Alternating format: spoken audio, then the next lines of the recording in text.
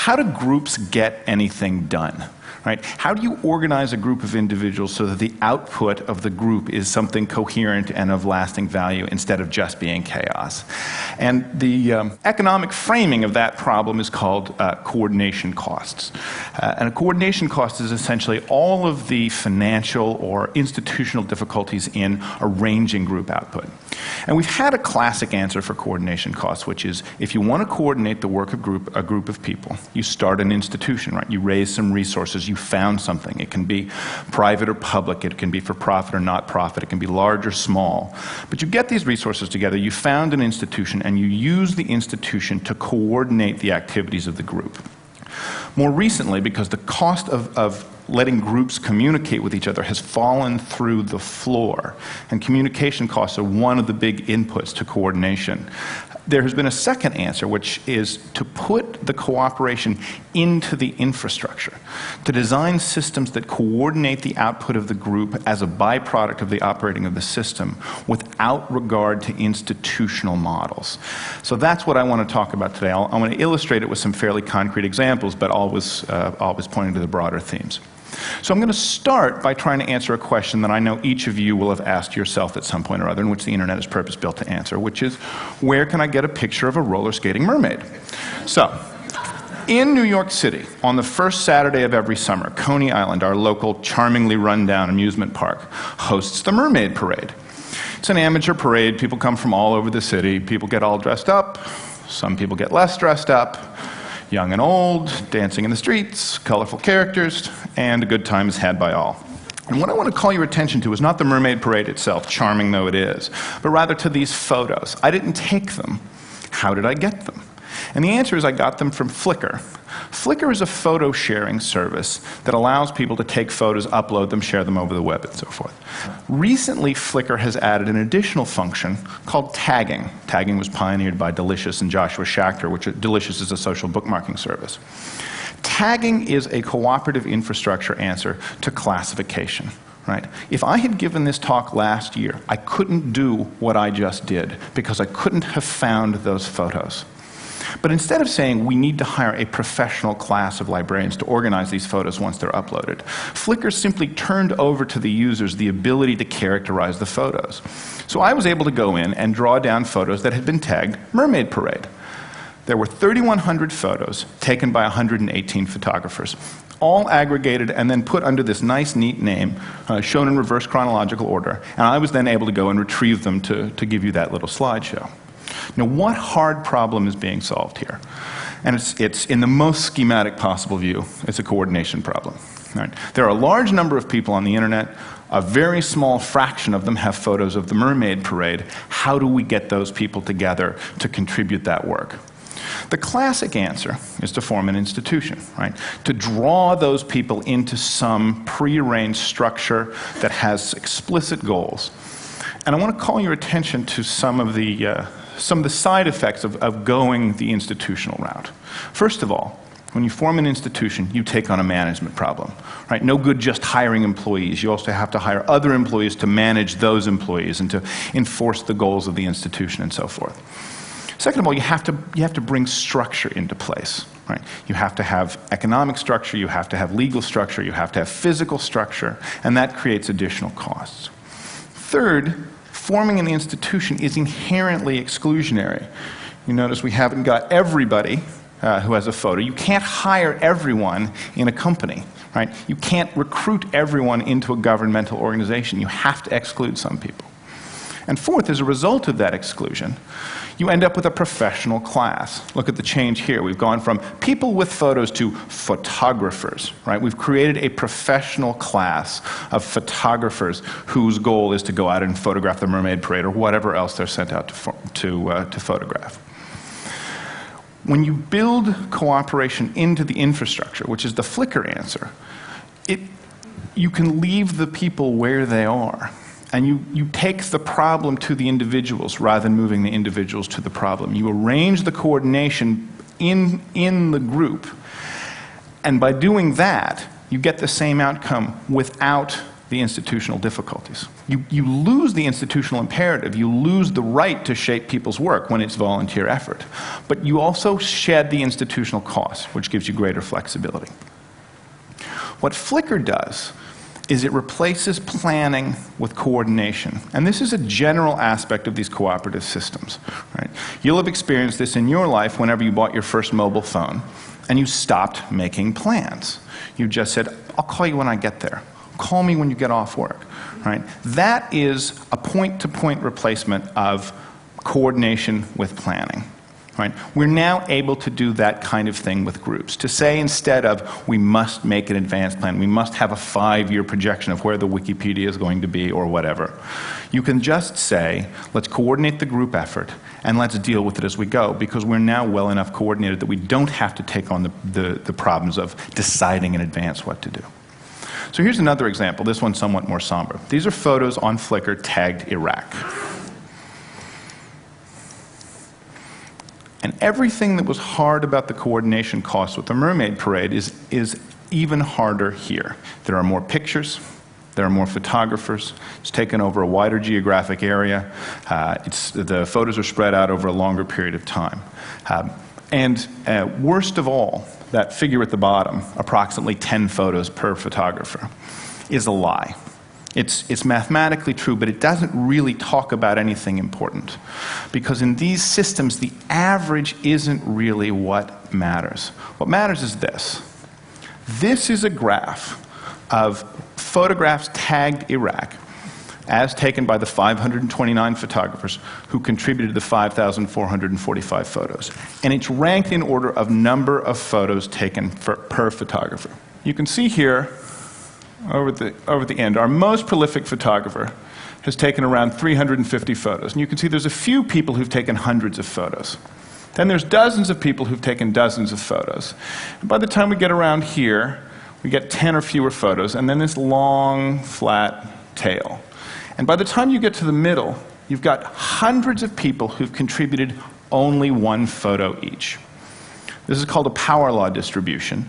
It appears often in unconstrained social systems where people are allowed to contribute as much or as little as they like. This is often what you get. Right? The math behind the power law distribution is that whatever's in the nth position is doing about 1/n of whatever's being measured relative to the person in the first position. So we'd expect the 10th most prolific photographer to have contributed about 1/10 of the photos, and the 100th most prolific photographer to have contributed only about 100th as many photos as the most prolific photographer did. So the head of the curve can be sharper or flatter, but that basic math accounts both for the steep slope and for the long flat tail. And curiously in these systems, as they grow larger, the systems don't converge, they diverge more. In bigger systems, the head gets bigger and the tail gets longer. So the imbalance increases. And you can see the curve is obviously heavily left-weighted. Here's how heavily. If you take the top 10% of photographers contributing to this system, they account for 3/4 of the photos taken, just the top 10% most prolific photographers. If you go down to 5%, you're still accounting for 60% of the photos. If you go down to 1%, exclude 99% of the group effort, you're still accounting for almost 1/4 of the photos. And because of this left weighting, the average is actually here, way to the left.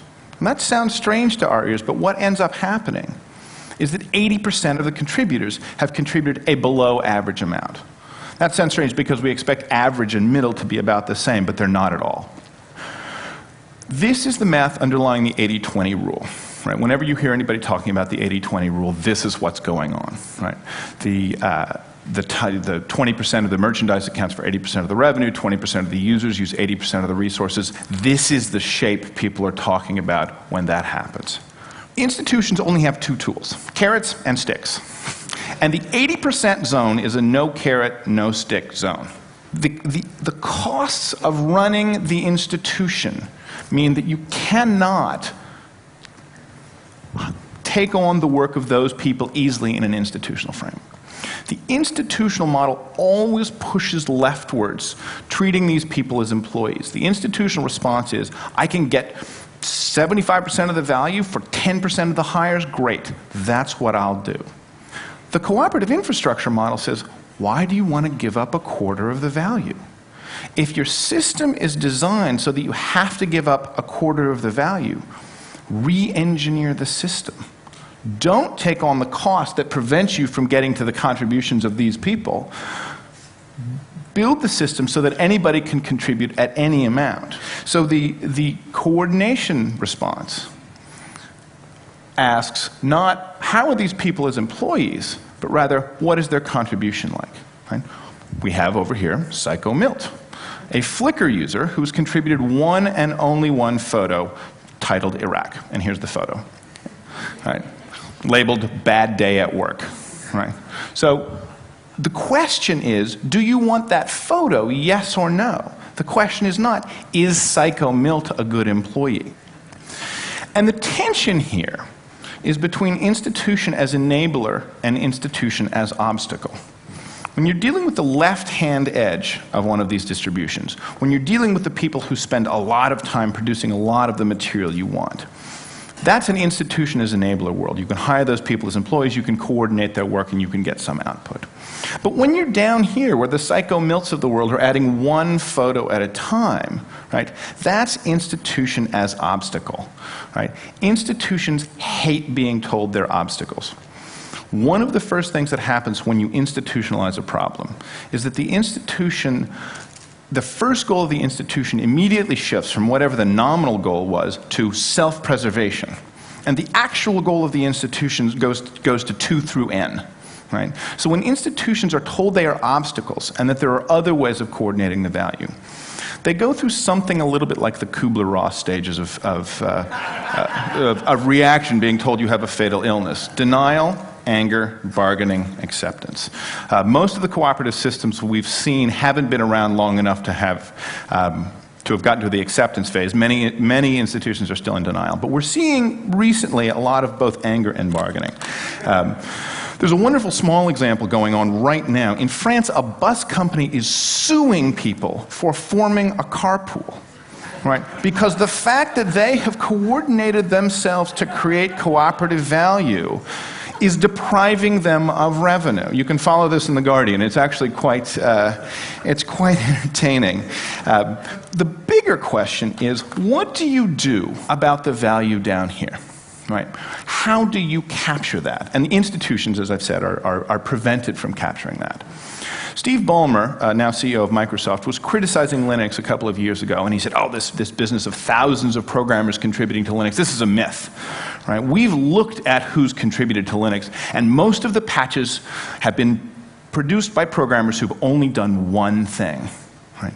You can hear this distribution under that complaint. And you can see why, from Ballmer's point of view, that's a bad idea, right? We hired this programmer, he came in, he drank our Cokes and played foosball for 3 years, and he had one idea, right? Bad hire, right?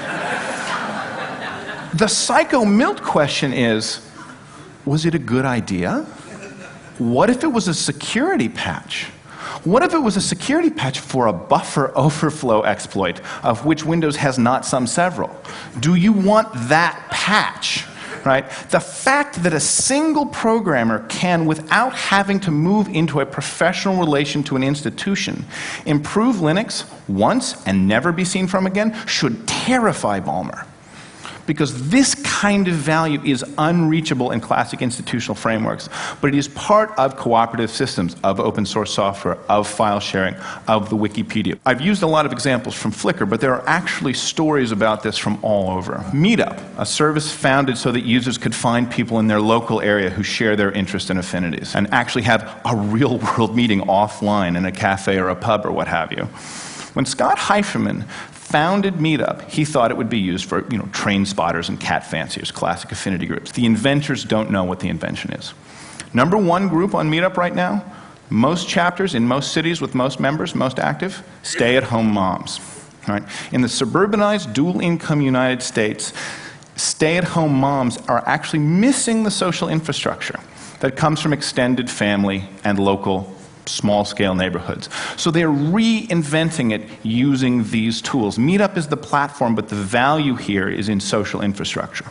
If you want to know what technology is going to change the world, don't pay attention to 13-year-old boys. Pay attention to young mothers, because they have got not an ounce of support for technology that doesn't materially make their lives better. This is so much more important than Xbox, but it's a lot less glitzy. I think this is a revolution. Right. I think that this is a really profound change in the way human affairs are arranged. And I use that word advisedly.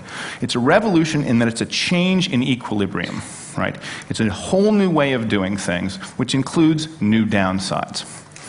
In the United States right now, a woman named Judith Miller is in jail for not having given to a federal grand jury her sources. She's a reporter for the New York Times. Her sources in a very abstract and hard-to-follow case.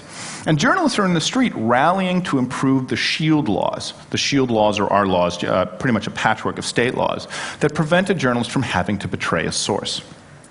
This is happening, however, against the background of the rise of weblogging. Weblogging is a classic example of mass amateurization. It has deprofessionalized publishing. Want to publish globally anything you think today? It is a one-button operation that you can do for free. Right? That has sent the professional class of publishing down into the ranks of mass amateurization. And so the SHIELD law, right, as much as we want it, right, we want a professional class of truth tellers, it is becoming increasingly incoherent because the institution is becoming incoherent. Right? There are people in the States right now tying themselves into knots, trying to figure out whether or not bloggers are journalists. And the answer to that question is, it doesn't matter, because that's not the right question. Journalism was an answer to an even more important question, which is, how will society be informed? How will they share ideas and opinions? And if there is an answer to that that happens outside the professional framework of journalism, it makes no sense to take a professional metaphor and apply it to this distributed class. So as much as we want the SHIELD laws, the background, the institution to which they were attached is becoming incoherent. It's another example. Pro-Anna, the Pro-Anna groups. These are groups of teenage girls who've taken on weblogs, bulletin boards, other kinds of cooperative infrastructure, and have used it to set up support groups for remaining anorexic by choice. They post pictures of thin models, which they call Thinspiration. They have little slogans like salvation through starvation. They even have Lance Armstrong-style bracelets, these red bracelets, which signify in the small group, I am trying to maintain my eating disorder. They trade tips, like if you feel like eating something, clean a toilet or the litter box. The feeling will pass. Right? We're used to support groups being beneficial. Right? We have an attitude that support groups are inherently beneficial, but it turns out that the logic of the support group is value neutral. A support group is simply a small group that wants to maintain a way of living in the context of a larger group. Now, when the larger group is a bunch of drunks and the small group wants to stay sober, then we think that's a great support group. But when the small group is teenage girls who want to stay anorexic by choice, then we're horrified. What's happened is that the normative goals of the support groups that we're used to came from the institutions that were framing them and not from the infrastructure. Once the infrastructure becomes generically available, the logic of the support group has been revealed to be accessible to anyone, including people pursuing these kinds of goals.